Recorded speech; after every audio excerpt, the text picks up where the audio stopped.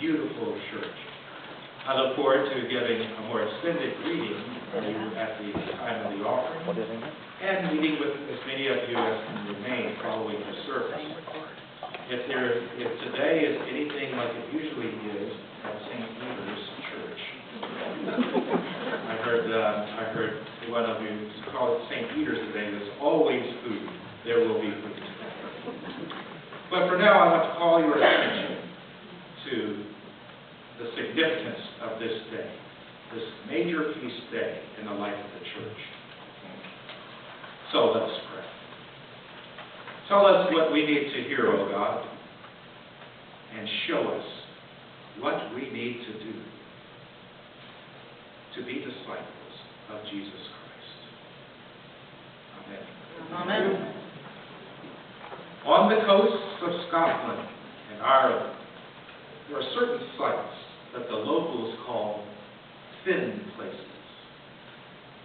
Thin places are not so named because the altitude is any higher or the air any thinner there.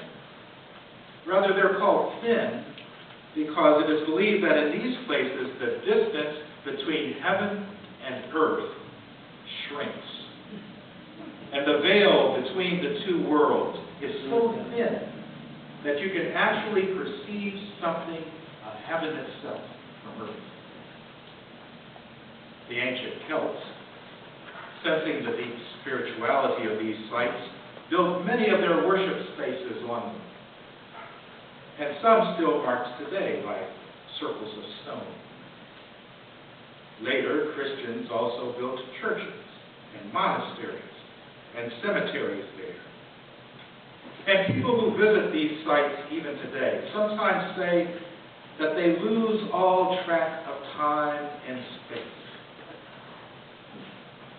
For in thin places, boundaries of time and space fade away, and people know deep down inside they are on holy ground.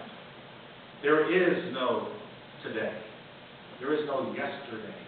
There is no tomorrow. There is only eternity, stretching forth in a timeless continuum.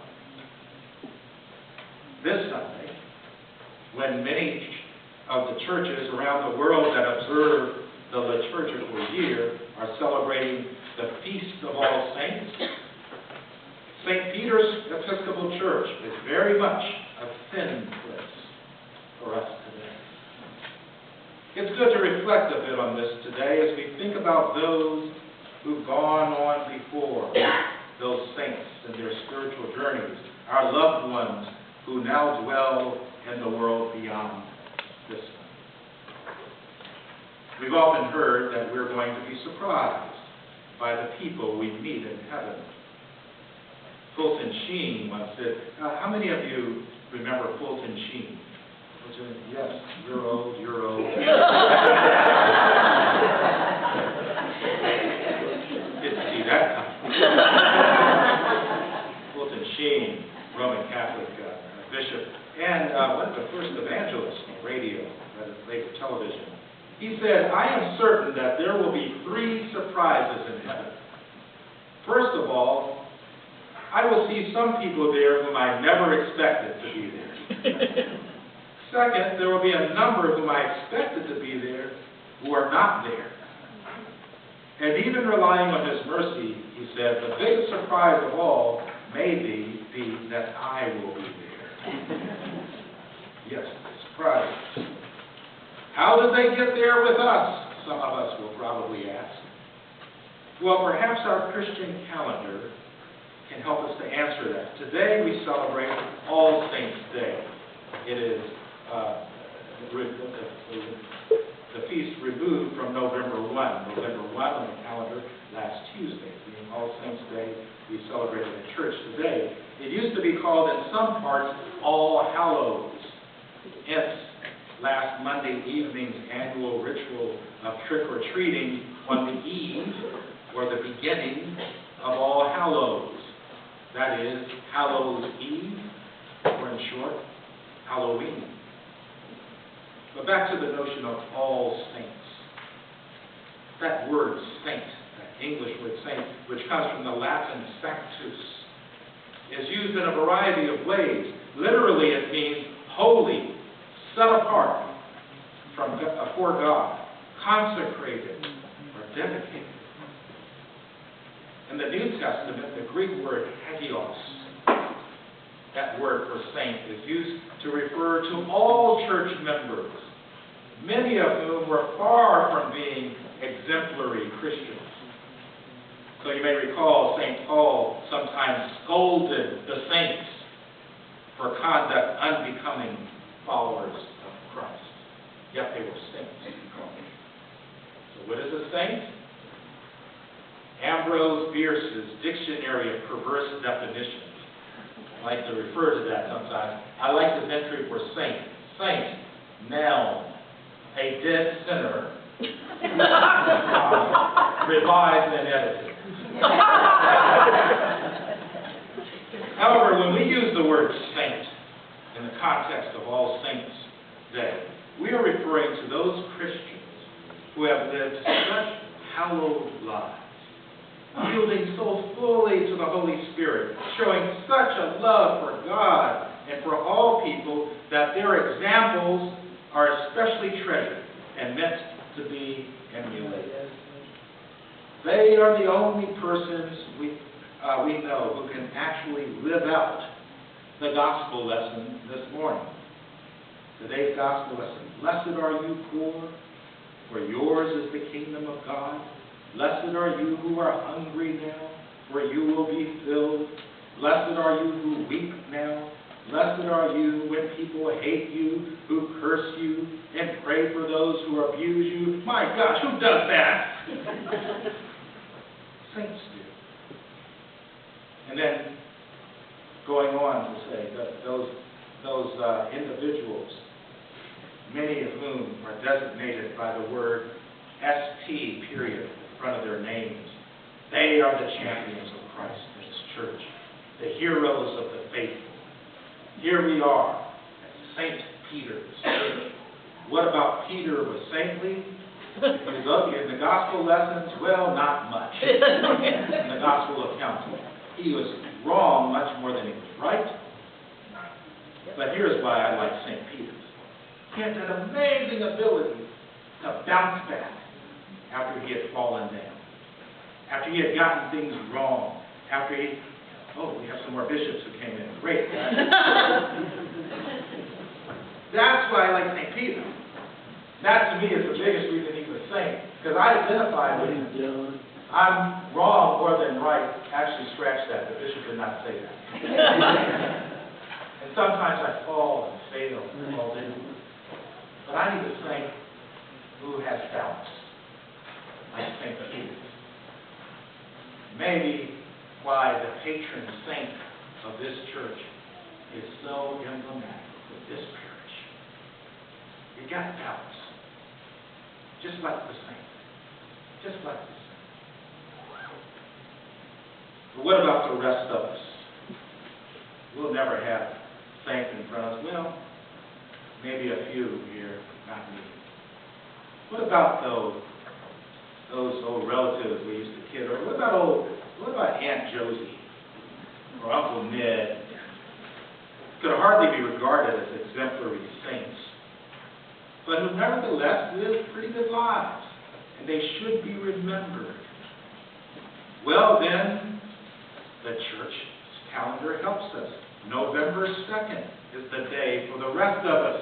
November 2nd, designated by the church as the commemoration of all faithful departed. So, Book of Common Prayer. This is today's lesson. Turn to it right now on page 29. This will be on the test. November 2, commemoration of all faithful calendar. I think that's the calendar.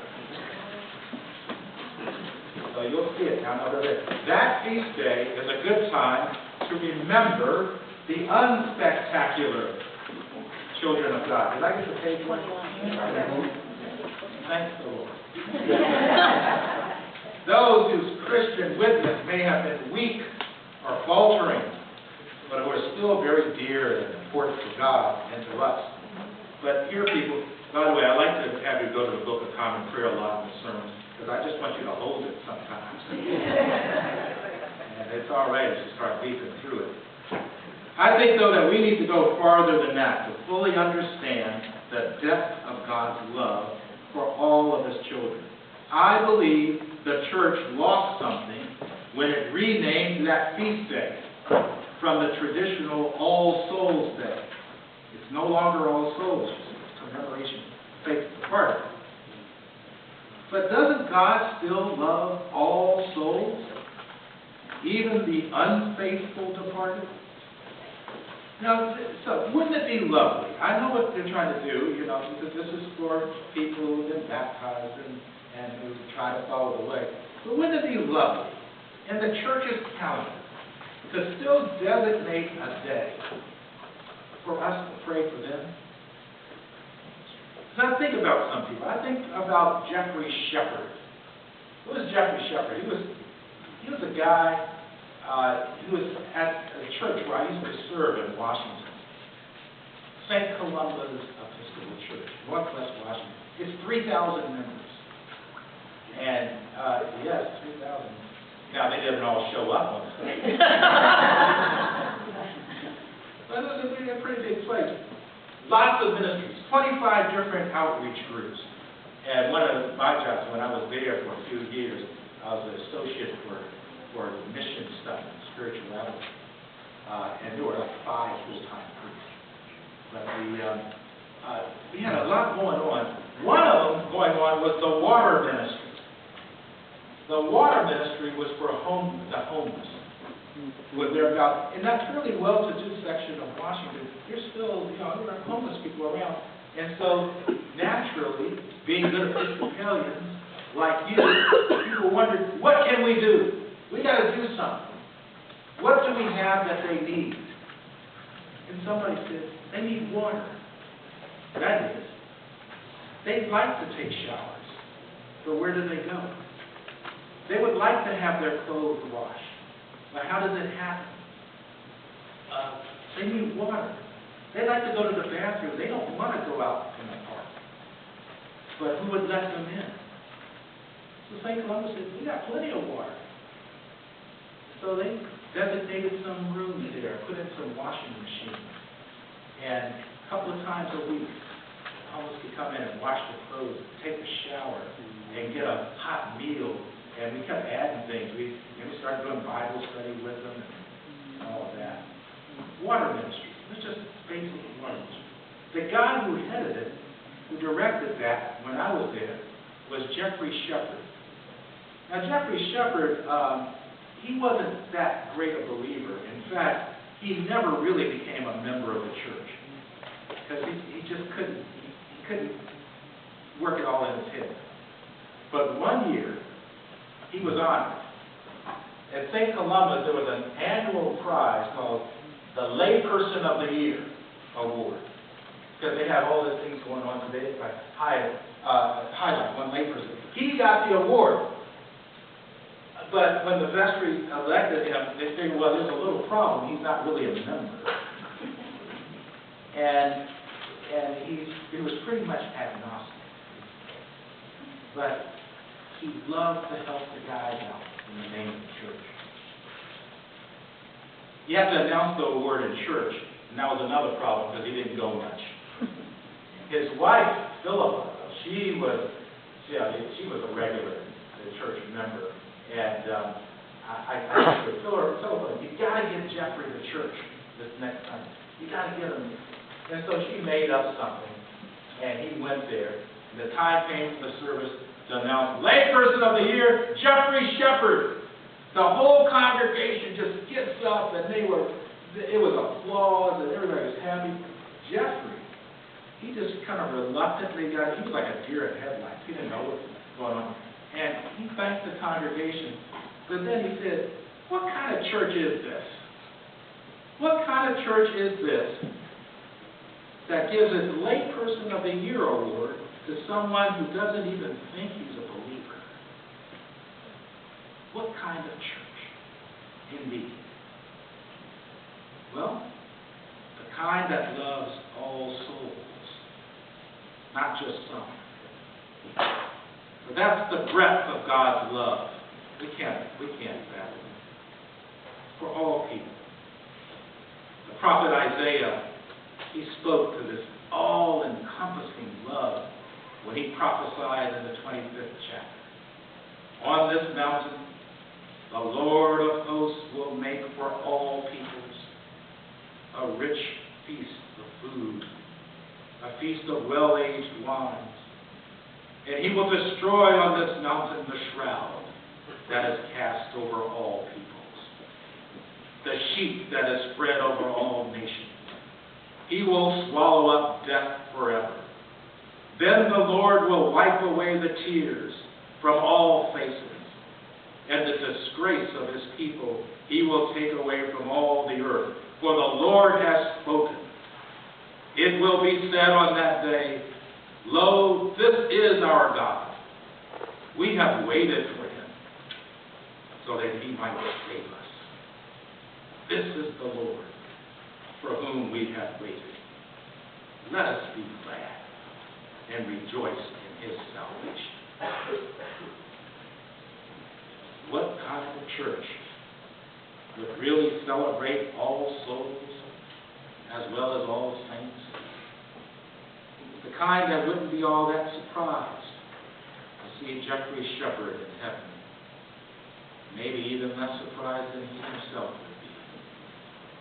The kind of church who, like Isaiah, sees a vision.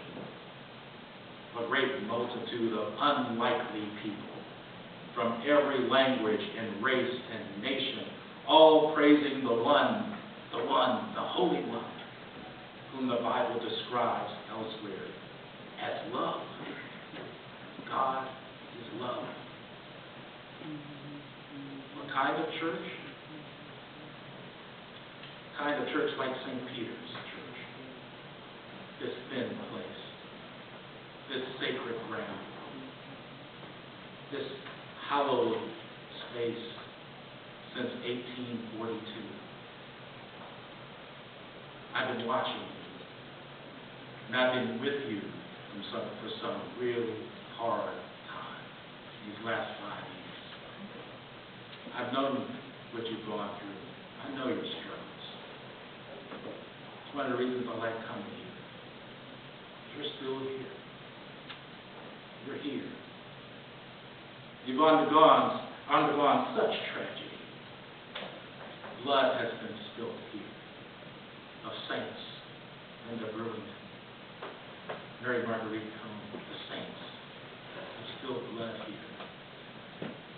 Such upheaval, such reversals, and your continuing revival. This place